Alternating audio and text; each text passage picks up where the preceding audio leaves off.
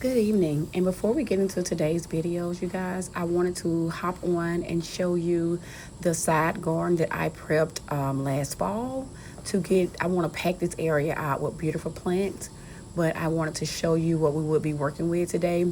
As you can see, I still have three storm-proof hydrangeas that I planted last fall. I did go back and add two additional along with some stingray arborvitaes, which you will see once we start planting this area. But I just want to give you an idea of what these plants are that I will talk about here in just a second, where they will be going.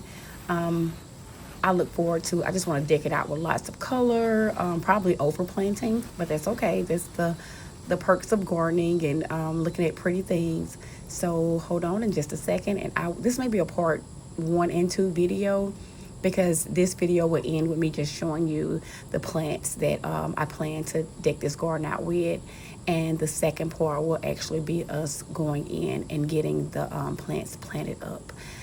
Thank you so much for tuning in, and stay tuned for the video. And side note, I will have to add irrigation because this area is full sun. Hi guys, and welcome to Gardening with KJ Nate, where our garden in a zone 8B. So I wanted to hop on to show you guys some plants that I am going to plant on the side garden. It's over to the side there. I know in the previous video I want to say that I called this the side garden, but it's actually not. It's actually the corner garden. So that's okay as well. So I wanted to show y'all some of the stuff that we're going to plant, which will be planted in front of my hydrangea stormproof incredibles that are doing amazing. But I do want to show you guys where one of them is struggling a little bit, and I'm not sure if it's from the ice storm that we had at the beginning of the year. It could be that ice storm, but let's hop into it. Let's see what we got new. Don't forget to like and subscribe. Hit that notification button so you don't miss a video. We have lots of good things going on in the garden. Definitely a labor of love. But let's go ahead and start off with this Ascot Rainbow Euphorbia. It's full sun perennial. I love this foliage, and I'm trying to focus on foliage, layers, textures. Everything doesn't have to bloom, you know. That's something new that I'm learning. But I thought this was so pretty, you guys. Let's make sure it can focus. Just look at the texture, the colors. Really, really pretty. It should be easy care. It's a shrubby, low-maintenance plant that forms a uniform mound and displays beautiful blooms in spring. It's a great accent plant for any container, but I really got this for the foliage. I can't say I'm getting it for the balloons. I don't know how it looks, but I'm just excited about this texture. So yeah, I just got one of these. I'm gonna use it as accent versus getting several and trying to make a hedge. Let's see what is next. All right, so I picked up this Canova Gold Leopard Canna. This is a full sun as well. Y'all look at that bloom. So I did grab 2 of these. I'm not sure how I feel about that though, and I'm gonna tell you why. Because this bad boy gets, I flicked dirt in my eye. Dangerous game in gardening. So large colorful flowers bloom early on this compact plant. Tropical appeal for your garden beds and containers. So this requires 6 hours of direct sunlight. Mature size is 24 to 48 in height, 10 and 18 inches in width. Hardness all the way down to 10 degrees Fahrenheit. So I saw a mature one and now I'm not sure about how I feel about this, but let me focus. There we go. You guys let me know if y'all think I should go ahead and plant 2, but for sure, because this bad boy has been blooming its head off. Look, this new blooms. Dash, really, Dash, can you please? Okay, thank you, sir. Can you go over there, please? So I do have a second one. All right, Dash, go over there, please. Oh my God, he just want to be the star of the show. So I also have some early sunrise coreopsis. I have a couple of these. See that? Listen, these coreopsis are some workhorses. I have the drift in the back, and they are absolutely stunning. They have been blooming since early spring and have not missed a beat. So I think I'm gonna go get more. I'm really impressed. So they require full sun as well, and it's a mounding perennial. Oh my God, I'm gonna have to take him in the house, y'all. It's a mounding perennial. Excuse me, sir. Average mature size is 18 in height, 12 inches in width. Cold hardness all the way down to -30. So I have some that I planted last year, and this almost triples in size. Like, it is mounding. It is tall, every bit of the 18 inches in height. I think even taller. But if you want to invest in some perennials that'll come back and make a statement, here, this is your plant right here. All right. I also wanted to plant some salvia. I like perennial salvia, and I actually like the Monrovia brand. Y'all don't sleep on Monrovia. Just let me tell you. Full sun perennial.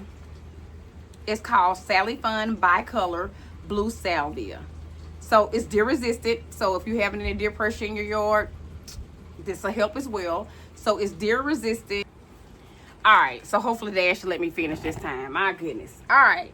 I think I stopped on salvia. I'm not sure. If so, just deer pressure is deer resistant. These get every bit of 12 to 15 in height. These are, I have these that I planted last year as well. And when they get tall, they create like these little spikes, y'all. So pretty. You know, blue and purple, those are the colors that are in the garden. They refer to purple as blues.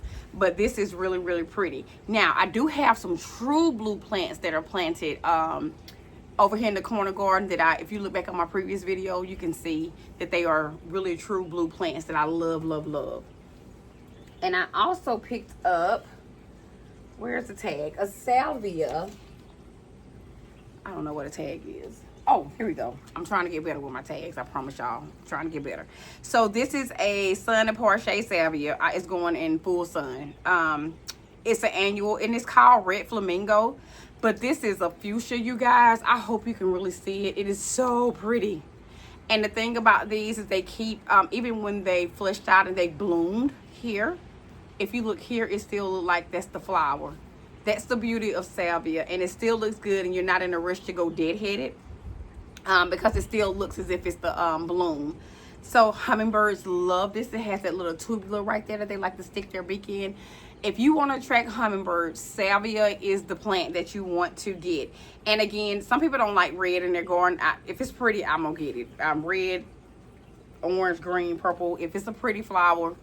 But that's just how I garden. Everybody to each his own. So I did get 3 of these that I'll plant in the back.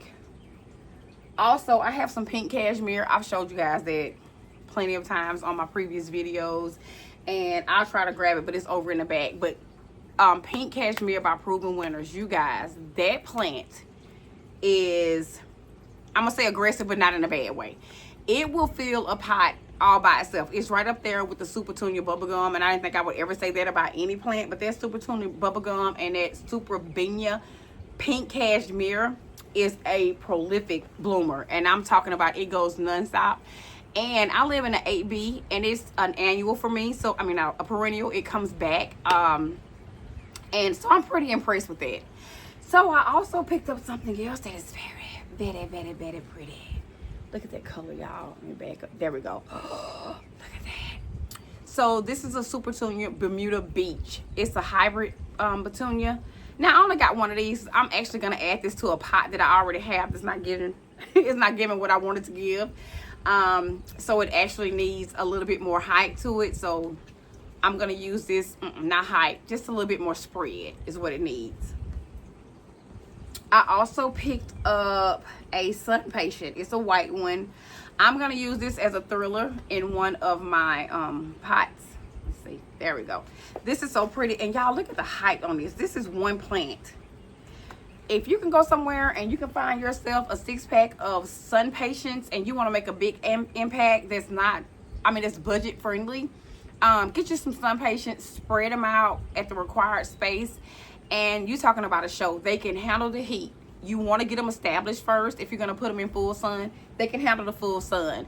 But if you want them to be in full sun, make sure you get them established first. I had to learn my lesson because I thought that they were dying, but once I hooked drip up to the plants and they were established, they have been fine and thriving ever since. So they get full sun.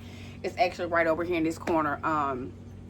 They get full sun all day, but they are blooming their heads off, growing their heads off, and I say in the next couple of weeks they probably will have that whole area filled.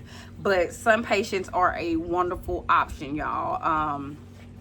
I love working with sun patients, and I think that is about it. I can't reach that pink cashmere. Y'all don't make me do it. Please go back to my previous video. So I don't feel like reaching over there to get it. But anyway, so please like and subscribe. Continue to watch my video. I would greatly appreciate it. Give me a thumbs up. I appreciate the comments. This is all a labor of love. I've always loved plants ever since I can remember. I love pretty things. Anything that's pretty. Anything that attracts hummingbirds, butterflies. I've always been that girl that likes all the little pretty things. So like, subscribe, hit the notification button so you don't miss any videos, and you guys have an awesome day. Bye.